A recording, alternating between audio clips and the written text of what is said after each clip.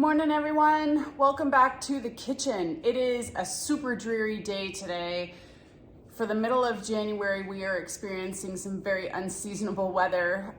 In the last couple of weeks, we've had snow then rain, and today last night we had snow and now pouring rain.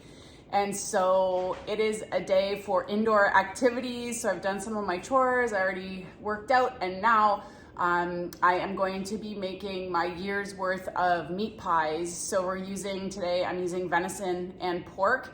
And when I cook like this, because it is a time-consuming process, I cook a lot. So I'm going to try to make 8 meat pies, and that'll last us the year. I give a couple to my mom, and then then we have them to enjoy for the entire year until next year. So I've already made a video on this, but I thought I'd bring you along today just to show you again and hopefully maybe inspire you to make meat pies. If you don't have venison, you can easily make this with beef, pork, really kind of whatever meat you want. It's a really awesome meal to have, especially in the winter months. It's the feel-good food category.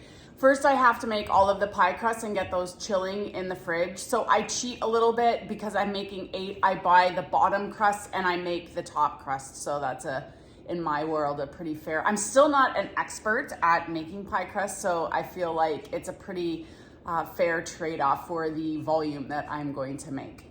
To make my pie crust, I use pork fat that I have rendered. I got a bunch of pork fat from a friend a couple of years ago, so I rendered that down, and it just makes for a very savory and tasty pie crust. I'm also going to give you a sourdough update. So I've got my 3rd loaf of sourdough proofing. I still have not mastered this. I feel like my dough at this point is very wet, so it's on its final bulk ferment stage, and then I'm gonna proof it in the fridge, but I feel like it's too wet, so that might be my downfall from last year. So we'll see how this turns out tomorrow. This process is definitely an exercise in patience for me, but I'm still really enjoying it. I'm enjoying the troubleshooting process. So for the pastry that I make, it makes 2 pie crusts. So I use 2 cups of all-purpose flour, 1 teaspoon of salt, 2/3 of a cup of lard, and 5 to 8 tablespoons of ice water. So I only have to make 4 batches of this for 8 meat pies. And you just combine the flour and the salt in the food processor, pulse it a little bit, then pulse in the cold lard, and then add your ice water until it forms a dough, and then you just split the dough in half and pop it in the refrigerator for about an hour.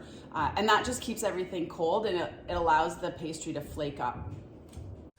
Okay, the next step in the process, so I made 8 pie crusts, so they are chilling in the refrigerator. It's always such a process, I kind of forget. It's easy, but it's for me a little bit messy because I use the pork lard. Anyways, I've got some potatoes from the potatoes that we grew. So the next step is to peel, cube, and boil, and then mash potatoes. And they act as the binding agent for the meat in the meat pie. So I'm going to do that. I also need to chop the onions, but I'm going to take a station break here and call my mom as I do this work because I haven't talked to her pretty much all week.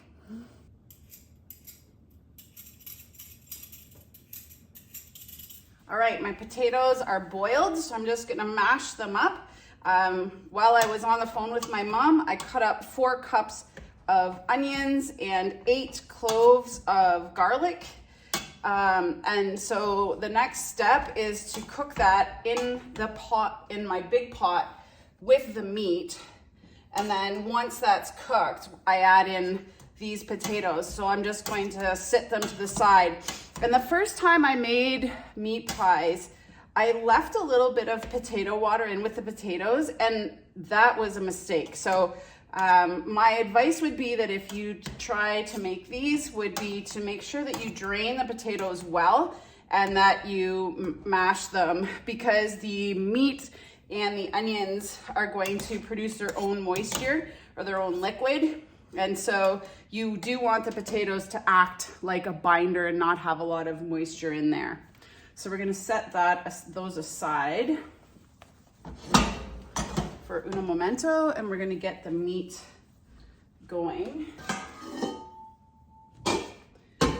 in this pot. So I am adding 8 pounds roughly of meat. I'm adding 4 pounds of pork and 4 pounds of venison roughly to the pot. And then we're just going to kind of get that browning. And whenever I'm kind of making something with our meat, I always use the oldest meat. So we had a couple of packages of venison left over from my 2022 deer, and so that's what I'm using for this for these meat pies. And that way, you know, I don't know, you use up the meat. And like if I make something like hamburgers or something kind of fresh where we're just eating the meat, that's when I use the most current. But now we're out of 2022 and are into the 2023, so that's good. And we're just gonna get that browning. And I have this cool little tool, it's from Pampered Chef, and it is really good for doing browning ground meat, because it allows you to kind of break it down into little crumbles and mixes it really nicely. I'm just gonna mix kind of the two meats together. I just like push and twist, and that gets it all nicely mixed up. I got a couple of things on the go. So I also have my sourdough, which is going to be ready to put in the Venison. And I'm gonna let it proof basically until tomorrow morning. So I tried something new today and I can see some bubbles forming. So I think that's good. It's not as big as I thought it should be, but still learning.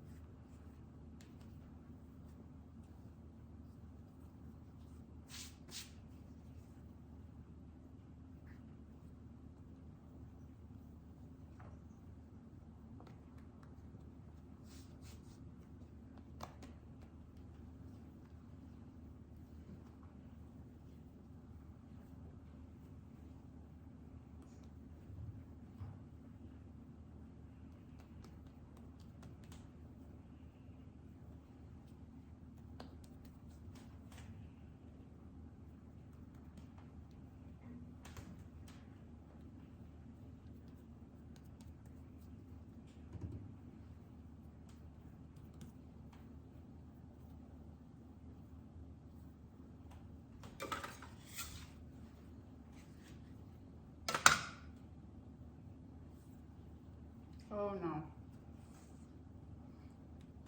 Okay, the meat is starting to brown, so we are going to add the onions and the garlic and all of the spices. So 4 cups of chopped onions, 8 cloves of garlic, minced. And if you didn't have garlic, you could surely use garlic powder and probably even onion powder, although the fresh is always best.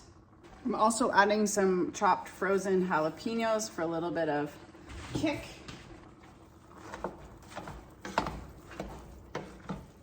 The recipe calls for 2 cups of water, but I'm only gonna add about 1, and then I'm gonna see where we're at, because I don't want it to be watery or too moist. Okay, so now we gotta add 4 teaspoons of mustard, Keen's dry mustard, 4 teaspoons of thyme, 2 teaspoons of cloves. The recipe calls for celery salt. I don't have any. Calls for 4 teaspoons of celery salt, so I'm gonna add some celery seed and a little bit of regular salt and see how that goes. I got some of this really nice Newfoundland Salt Company sea salt, so we'll add that in there. 2 teaspoons of ground black pepper, 2 teaspoons of sage, 4 teaspoons of cinnamon, 4 teaspoons of savoury, and 2 teaspoons of nutmeg. Right, we're gonna let that cook for as long as it takes to kind of get everything browned and the onions turn clear, and then I'm gonna mix in the potato. All right, our meat is browned, and now we're going to add our potato mixture. And when I mash the potatoes, I don't go nuts. I just basically get them mashed. I like there to be some texture. Otherwise, I over mashed them the first time and I wouldn't say brown the beef, but I made it so small that it was kind of a weird texture that we didn't love. I'm just gonna mix this in. And so in this stage, the potatoes kind of absorb any of the extra moisture. And like I said, it just helps bind the mixture together. And before I put it in the crust, it's always a good idea to try it to see if it's missing anything. Definitely some salt. It's good. Maybe a little more pepper. Fresh pepper. Thanks, Tender Flake.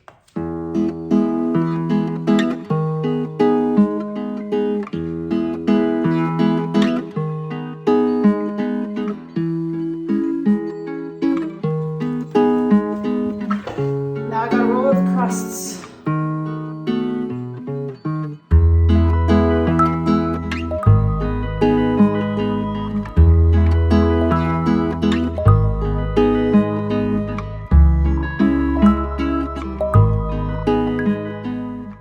Forgot how much of a labor of love these meat pies are.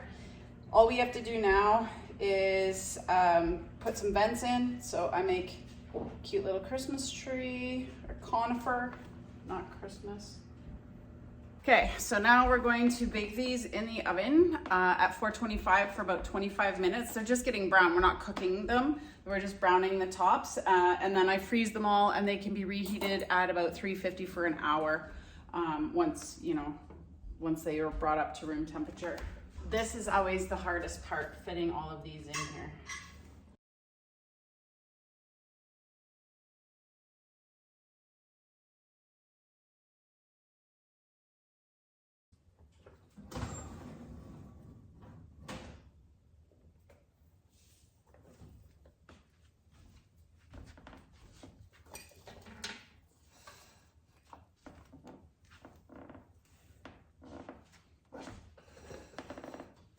Okay, well that's pretty awesome. We have 8 fresh meat pies ready for the freezer that we can eat throughout the year.